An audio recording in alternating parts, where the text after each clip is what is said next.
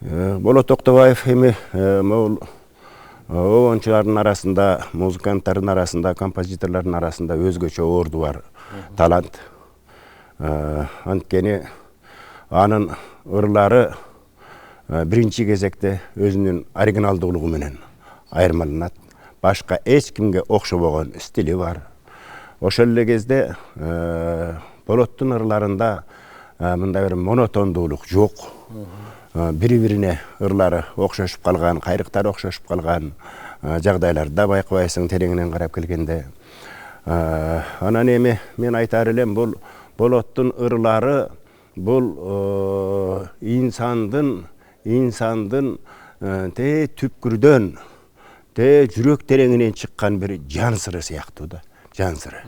Бул жан сыр, бул кайрыктар мындай бир оргуштап деле келбейт. Бул тереңден сызылып чыккан бир кайрыктар да. Андыктан Болоттун ырларын ырдаганда дагы мындай бир экиленип, же болбосо абдан бир кыйкырып ырдаш көп туура келе бербейт.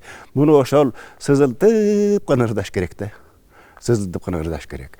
Мисалы үчүн угармандар мындай бир жалгыз калган кезде, же болбосо мындай бир жаратылышты аралап бир жан дүйнөсү бир ушунчалык балкып турган кезде Болот Токтобаевдин ырларын ичинен кайрыса, бул ошол адамдын өзүнүн жан сырын өзүнө көрсөтүп коет.